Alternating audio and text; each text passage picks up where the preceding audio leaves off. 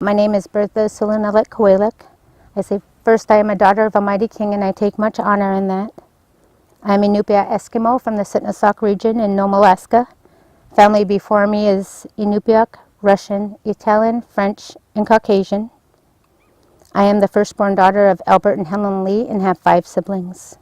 My maternal grandparents are Dan and Flora Lee of Teller, and my paternal grandparents are Olaf Piscoya of Diomede and Bertha Piscoya of Wells. I am married to Dwayne Koweluk, and we have been married for 26 years, together 27, and we are blessed with 5 children.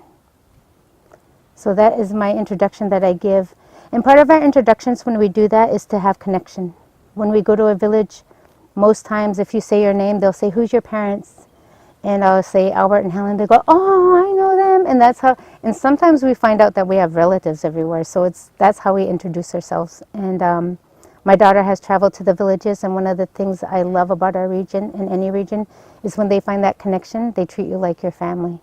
And my daughter, my oldest, traveled to the villages as a dental assistant. And she goes, "Mom, I told them that you were my mom, and they were nice to me." And I was just like, just because I'm so vocal, and I was like, "Josephine, it's not like I was totally a total ass," but I think part of it is because she's seen that advocating side of me for so long that she doesn't see the other side of me. And this weekend, it was the first weekend she heard me on the radio, and she laughed and she goes, "That's my mom." And I said, "I've done it for how many years?" And she goes, "But this is the first time my daughter heard me." And so she is seeing a different side. Maybe it's because she's finally paying attention, because she's 27, and I think that's about the time I started wondering. So it's funny because she was just like, when you find that connection though, and you know that their family helped you at one time, it's a mighty connection in our region. It's like you find, if they're not your family, they become your family. And that's what I love. My grandpa's mom, or my grandpa's mom's dad, they were reindeer herders from Russia. There was 4 brothers and sisters. 2 of them wanted to go to Diomede, and 2 wanted to stay on Big Diomede. And so after they decided it was fine, they split up the reindeer herd, and 2 went to Diomede and 2 stayed in Russia, or 3 stayed in Russia and 1 went to Diomede.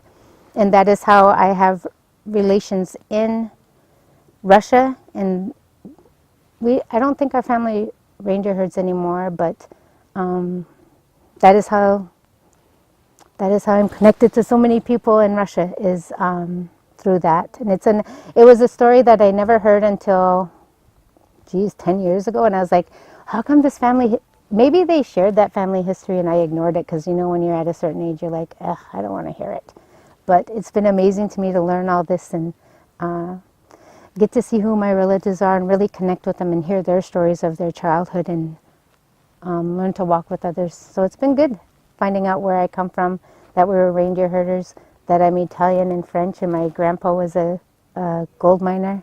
So my life just continues to add different wonderful things in it, and my children learn, and sometimes they go, "Oh, mother," and I'm like, that's amazing to me. And we look at decolonization, and part of that is looking at the historic trauma that our people have gone through.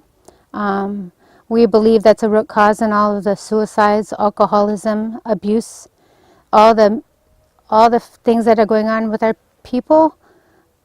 To us, the root cause is historic trauma. And part of historic trauma is we look at what has happened through the since the beginning. We call pre-contact. We do stress, and I stress myself, that our people were fine before Christopher Columbus found us, and I always laugh about that because we didn't need to be found. But so we look at that, and we look at what they brought with them.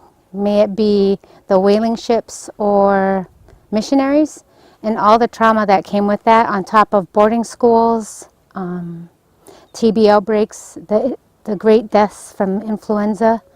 So, and we walk people through those so they could understand what has affected our people. It's an amazing process. It's very painful, but it helped me understand where my family walked from, what they've gone through to make it to where we are today. And so I was able to really look at what my grandpa and my great-grandpa went through and what all that brought to our family. And it's because before I really looked at that stuff, I believed that we were less than. And I never really said that I was from the village, because if you were from the village, you were less than. And so that's still hard to even say, because it's not until probably 7 years ago, maybe even 10, I finally said that I was from Diomede and Teller, but because that's all you saw was people who came and they drank in Nome, and you never wanted to connect yourself with that. And it's now to where I really am embracing, from understanding history, from understanding the pain that I've walked through. I'm finally, as an adult, finally embracing where I come from, and able to love the families that I've come from and that I'm related to with my heart, instead of judging. Because I think in my pain I judged myself more, so when you judge yourself more, you judge others worse. So finally I'm able to really just hold on to my family, love them, cherish them, and get to know where they've come from, who I'm related to, so my kids could have that pride. Because sadly my kids have seen me go, yeah, that's family, and I wish I never did that. So decolonization in itself helped me look at what my fathers walked through, what his fathers walked through, and what his fathers walked through, to help really put things in place to understand that we weren't bad people, that it was not we were taught that in the wrong ways because we were abused ourselves. So I was able to put things in place and understand that the people I come from are amazing. They had strengths that I never knew of, and that I could embrace them today. So decolonization has many pieces, and we use it to work with teachers and different entities so we can teach them what our people have gone through to understand who they serve. And our hopes in doing that is that they serve them better. Serve them with no judgment. Going through my own journey of healing, I first had to let go of that. I had to let go of my pains and walk through that, through different processes. But through decolonization, I was really able to really understand and grasp what my father went through. My father lived in Mary's Igloo, and I forgot, 1940s, there was a Mary's Igloo relocation, and they relocated his village. He told me a story once, and he was telling me how his mom and my grandpa met, and it was, I loved it because you could see his face, how my grandpa lived in council. He was 11 years old. He left his father because his father was abusive, and he moved to Mary's Igloo where there was mining. I guess there was mining done back then. And that's where my grandpa saw my grandma, and that's how they met. And he knocked on her parents' door and walked in and said, "I want to marry Flora." And I guess that's where it all started. But they lived in Mary's Igloo, and my dad talks about how it was so much fun. You could see the light in his eyes when he talks about how they played hide and seek in the bushes, and how they played as kids, how they went fishing. And then when he goes to the part where he said the government came and told his mom that they had to move, and if they didn't move for school, the government was going to take away her kids. And so his face totally changes. He talks about the ride, and back then the motors were going 5 miles an hour, and now we have 45-mile-an-hour horse, whatever. But he said it was the longest ride into Teller. He said his mother cried the whole way. And in my heart, as a mom, I could only imagine how she felt, thinking that the government was going to take her kids away. So she had to go. And my dad remembers going to school there and how the teachers were very abusive. He could speak Inupiaq. My father can speak it fluently. But he never taught us. And I never understood that, and maybe it was part of even just the shame I had for our family. I just wasn't going to even learn anyway. But he talks about Whenever they spoke in Inupiaq, the teachers would hit them with rulers, put them in the corner with a dunce hat. So, and they made fun of them.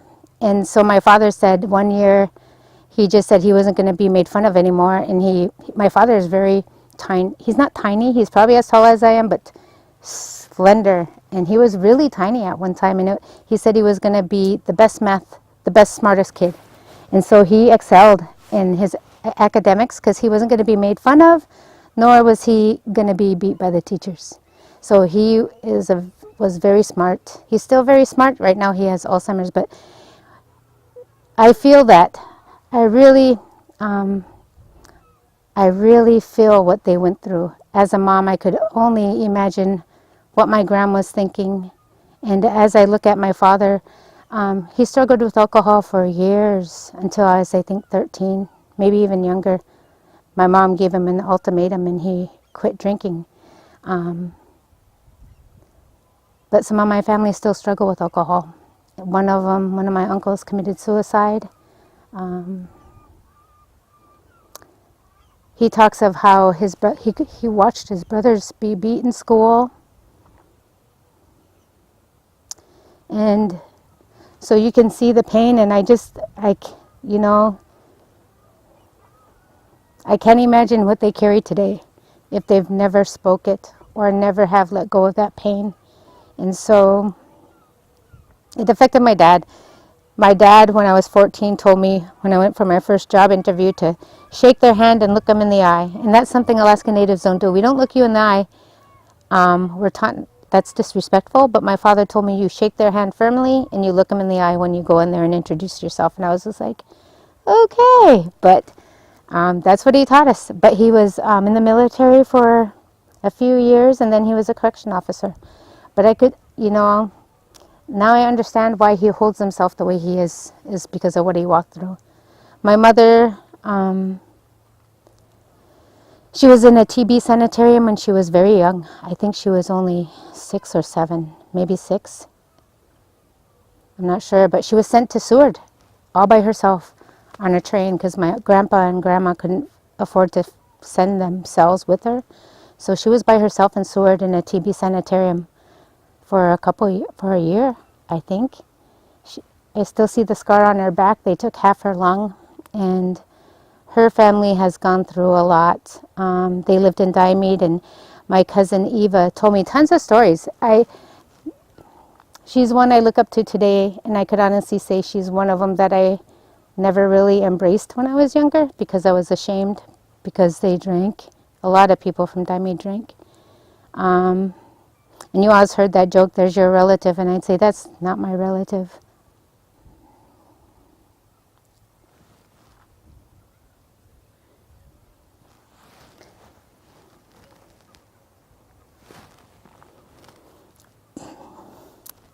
And Eve is one of them that has taught me so much about our history, what our grandfathers went through, what their fathers went through. And I've learned a lot from her. I've learned and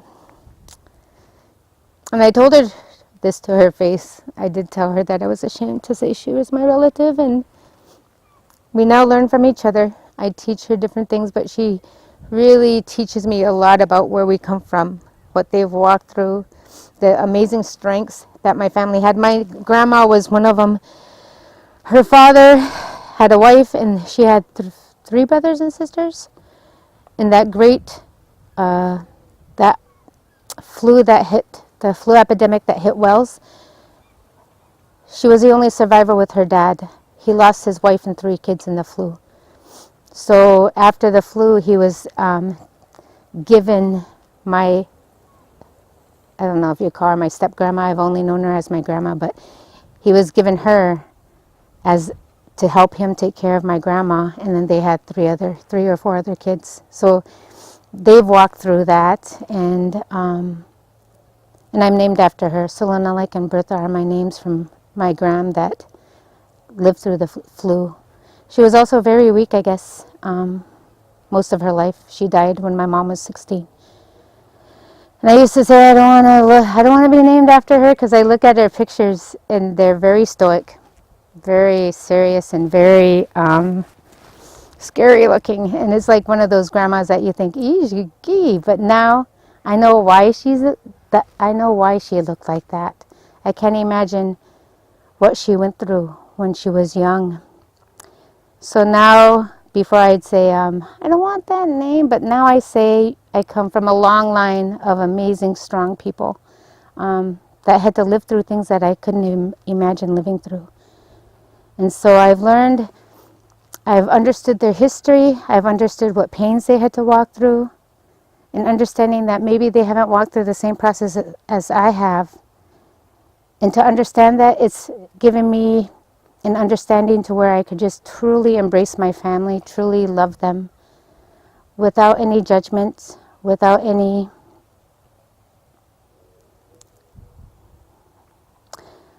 expectations. Because oftentimes, we look at all these amazing shows of Ozzie and Harriet, and they show you this amazing, perfect family.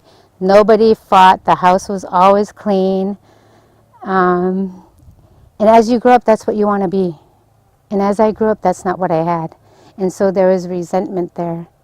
And now at the young age of 50, I could finally embrace what I have.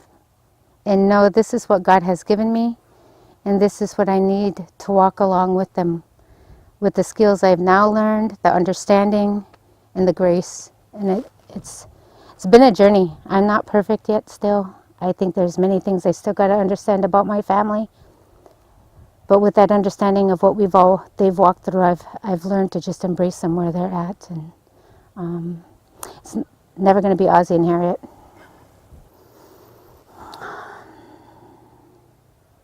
So looking at our history and looking at the pains have really helped me understand what my parents have gone through, what their parents have gone through, what all these systems have taken away. They've taken away a childhood that my father loved so much. It took away safety of my mother being sent so far away by herself. And looking at those pains, and one of the things that I've learned to do is like, when I do talking circles, we talk about listening well. And listening, let's say I'm sitting with a 20-year-old and I'm talking to her about, she's telling me a story about when she was like at 20. She's talking to me about something that doesn't matter to me now at 50. And let's say she's telling me this story, and in the past I'd be like, oh dear Lord, you're only frickin' 20. Just joking. I wouldn't relate. Now I've learned that at 20, that is her priority. So I've learned to give her grace.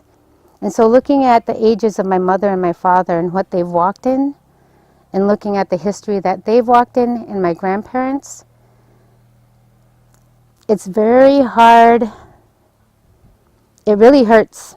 It took me like 2 days after I went through my first decolonization to process and cry. I still cry today when I talk about it, but it really brought me down, and it really made me really look at what systems have taken away from my childhood.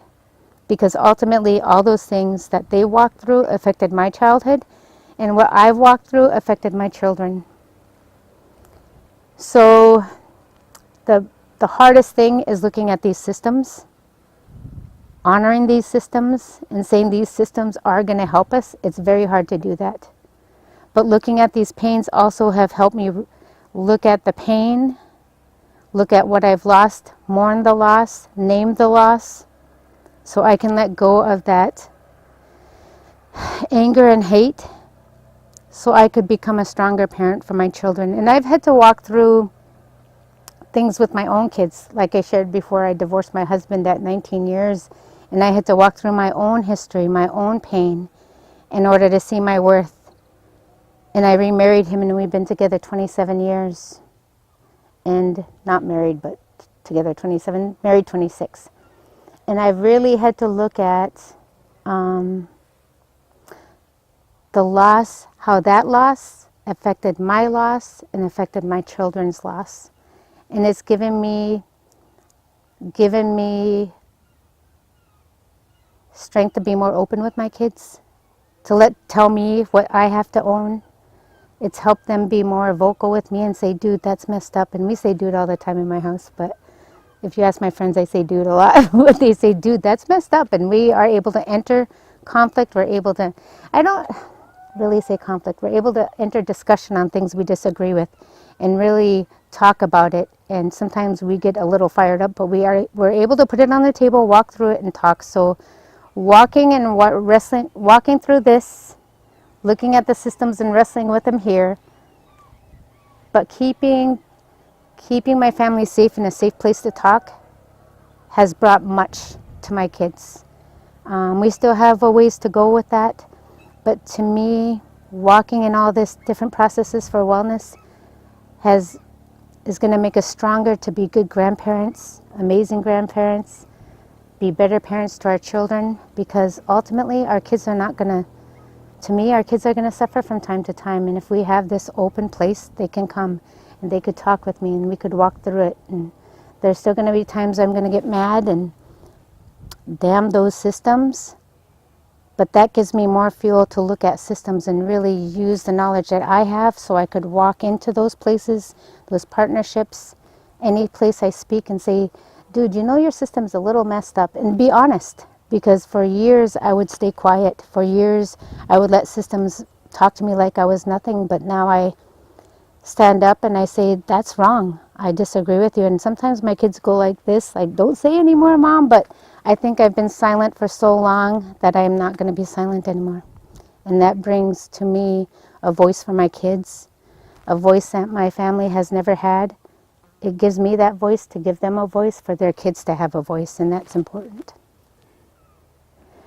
I've had the joy of dealing with the educational system. I've had the joy of dealing with juvenile justice. And joy, I'm being sarcastic. And I've also had to deal with the justice system. To me, they work if you have the resources. They work if you're a certain color. To me, because of all these years of systems taking away who we are, taking away anything of us that we should be proud of, systems still are that way. Systems still break a person. They don't look, let's say, so we go into the school system. And I've gone in there many times to advocate for my sons. My adopted sons are FAS. And I've gone in there to advocate for them. I've gone in there to advocate for my daughter, just to say, you know, respect her. And they say, well, they have judgments. One, they don't embrace our kids as they embrace others. I've gone into, when I was in high school, for example, well, when my father was in high school, you know, he was beat. When I was in high school, I had a math teacher who would throw an eraser at you if you had the wrong answer or if you weren't paying attention. And I don't know what my dad fed me, but one time he was going to throw an eraser at me and I told him, throw it. I told him, go ahead and throw it. Let's see how quick my father gets here. Throw it. And he never threw an eraser at me. But then I go into the school system as a mother. And I've had to deal with a principal calling my youngest daughter a liar when she was being bullied. I've had to deal with teachers who, when I've walked in there for parent-teacher conferences, one was at his desk, and I walked in and I said, I'm here for Josephine Koweluk's parent-teacher conference, and he ignored me. He sat there and he just wrote on his book, and I stood there and looked at him, and I said, I'm here. And so I finally said, okay, I guess I'll go see the superintendent. And as soon as I said that, he jumped up and goes, what's your name again? And that's after 5-10 minutes of being in his joyous office. And I've had to deal with the justice system, wanting to place my son in different processes. And I've said, I don't think that'll work. And I've had to be vocal with them. And when I was vocal with them, they called me aggressive. Even though I'm speaking in this tone and saying I disagree with you, they take me as an aggressive mom. And I sat down with his probation officer. Mind you, I don't know everything, but there were some processes they wanted to send him to, and I disagreed. And I sat down with him one day, and I just said, you are just mad because I disagree with you. I said, I'm his mother. I know my son. I know what's going on. And he finally, one day after we met with all the teachers one day, he goes, wow. And I said, excuse me? And he goes, you spoke well. And I was like, that's my son. I said, I'm going to advocate for my son. And he goes, well, you did good. And I'm like, what did you think? And to me, he was passing judgment already on me, thinking that I wasn't going to speak well. And I was thinking, I was like, that's my son. And I've gone into different systems to where they go, wow. Because as Alaska Natives, we don't know anything. Because as Alaska Natives, we don't sound like I sound. Because we're Alaska Native, I don't look like an Alaska Native. We're less than. We don't have medical insurance. Why would we have medical insurance? Because we're not smart enough to have that. And I have learned not all are like that, but in this town especially, we've had to deal with a lot of social justice issues. And I've even called the Nome Police Department and called them on a few things and talked to the chief myself. And one of the things I've also done is my son, we go to court in a month, and I've spoken in court. I've advocated for my son. I've said he's worked well. He may have messed up again, but he's learning. And when I go to these court times, you know, there's like 3 or 4 cases ahead of us sometimes. Sometimes we wait an hour and go through 12 court cases. And nobody ever advocates for their kids. And one time I asked, how come nobody's advocating for their kids? And this lady said, because they're afraid of the court systems. And I said, well, as long as I know truth and I speak truth, as long as I know the best I can for my son, I'm going to speak it. But people are afraid of them. And the more and more I talk to people, the more and more I understand these systems judge us as less than. They don't think we're honest. They don't think we're smart. And they don't think that we have any resources, so they treat you like you're just using systems. Like you go into the hospital, they say, IHS won't pay for that. I said, and I look at them and go, dude, I have insurance. But they just judge me because I'm Alaska Native. They think, oh, she's on IHS or Medicaid. And I'm like, we've all, you know, these systems are unfair. And I used to ignore it. I would just let people go by. But ever since I've worked on my heart and worked on my worth and looked at what I am, that I am worth being respected. I stand up for what I stand up now, and I speak. I feel for the people who don't. These systems are not good. They do not embrace the different way of life that our people have. And I really hate saying our people. The people in this region, because they're not my people. I do belong with them. But they don't take into account. Let's say, like you're on probation. They tell you, go get a job, go get your own place, and you could take your kids back. In the village, there's no jobs. In the village, you're not going to have your own place because there's no homes. So the system sets you up so you fail. And I praise God, He's blessed us with our own home, our own resources, so we can advocate for our son and walk with him the way we do. Other families don't have that. So to me, the systems do not embrace their way of life, their situations. They have like a blueprint of this is going to work, this is going to work, and this is going to work. It'll work in Anchorage, but it will not work here. And so to me, it creates a revolving door for our people. They're stuck. And so, one of the systems, which I laugh about today, and I honestly, in certain situations, I do advocate for it because I have a strong faith in Christ. As I've walked through my healing, I've learned that He has always been there for me. I've learned that each and every one of us, He loves with His whole heart. Each and every one of us, He embraces us. He gave us our culture. He gave us our land. And so I'm almost done being a certified lay minister. I've asked for them to be quicker on it so I could start going to the jails. I'm being put in the hat to go to local pastor school, which I pray they'll approve in the next couple months so I could start going in November. Religion.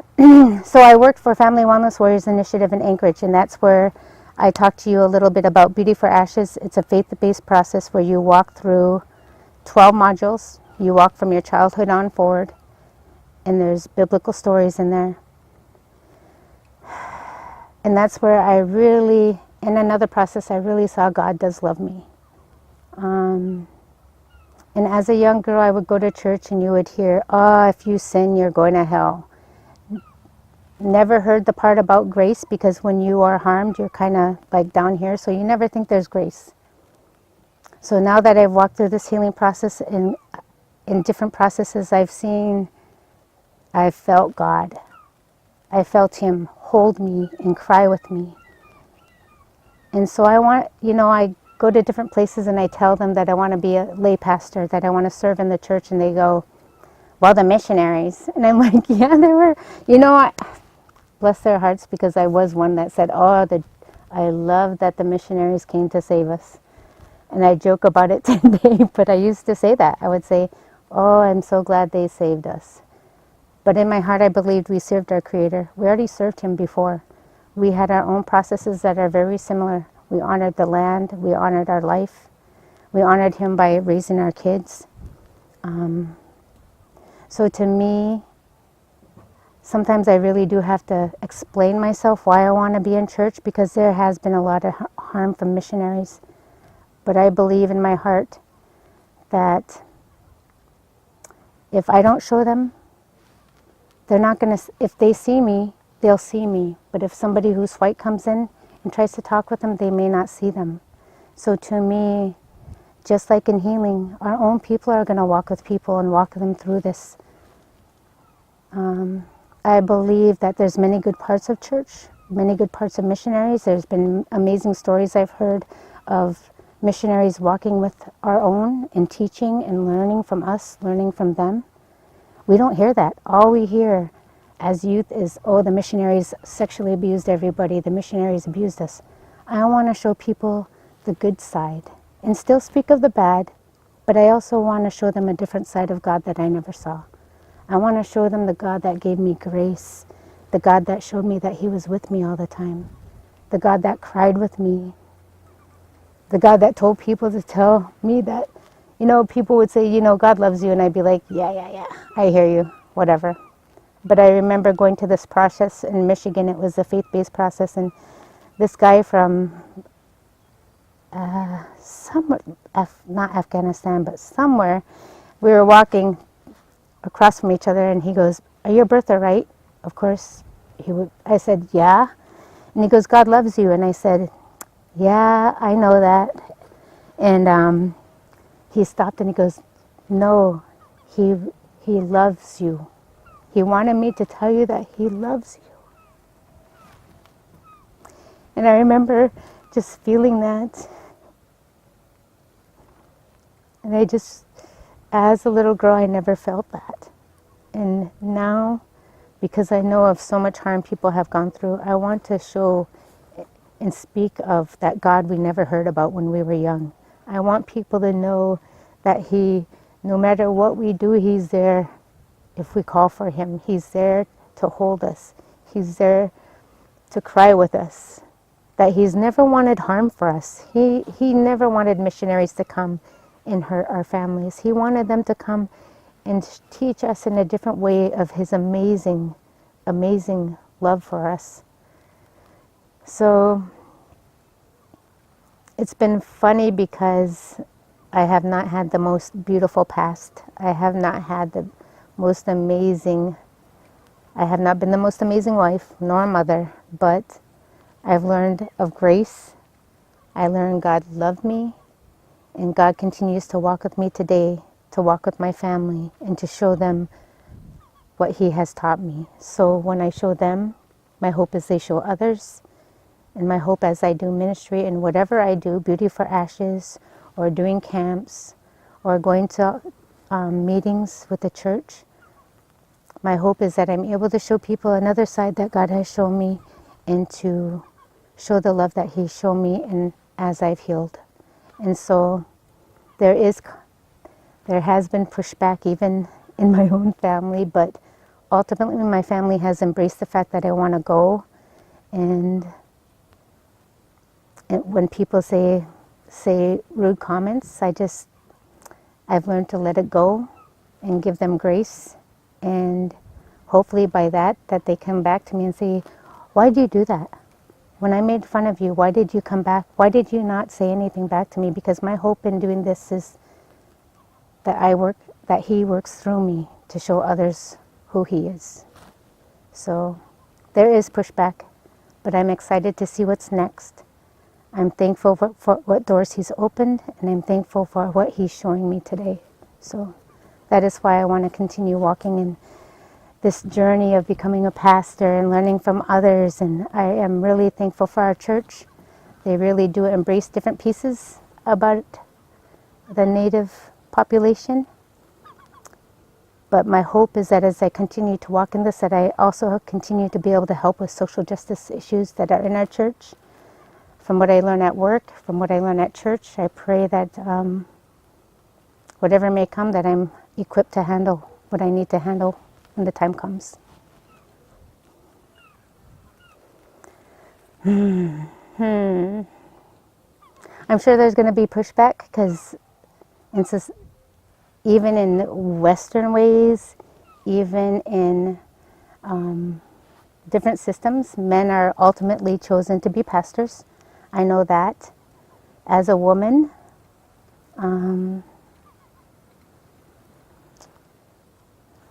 sure there's going to be a little pushback, but I believe God has raised us women up in many different areas, so we can also step in, because he also works through us. And if there's pushback, my hope is that God gives me the words, gives me the grace, especially because my face tells it all when I speak to people, gives me the grace and patience to explain why, and the strength to push through. I really haven't had too much pushback in my family on that as far as being a woman, because my great-grandpa was a pastor. And so we really believe in lineage, and it's in our blood to teach. It's in our blood to preach. But I never thought about being a woman part, because I stand against systems today by myself to advocate for my family. So hopefully, as I do with the other systems, God will work with me to walk through another system. So we have lineage, we have it in our blood. My great-grandpa was also a teacher. That when I talk to people who my grandpa is, and that's why we explain my maternal grandparents, my paternal grandparents, is people connect that way. And when I say that I was a Nagajrak, people remember my great-grandpa in all different villages. So I with Family Wellness Warriors, doing Beauty for Ashes, I've done it since 2011 till now. And as I've led groups and I speak of where my lineage is from, lots of people know my great-grandpa, or they've heard of him. And so it's been amazing to see what lives he's touched and how he's done it through teaching. And so I believe it's in my blood. I really do believe I have many great-grandparents and great-great-grandparents who prayed for my life, prayed for my family, and I will do the same for my family to continue. I guess I've been part of Methodist women forever. When my daughter was 3, I went to New York for a meeting, and then I went to Nashville, Tennessee, and I got to understand what the women do. And I did do a little bit of that. Like I said, it wasn't until like 2010, 2011 when I really grasped onto my faith in my service in the church. Before that, I really did community service things in our town. Like I was an EMT at one time, emergency medical tech. I was on Rotary. I was on this board and that board. And now my focus is more in our church.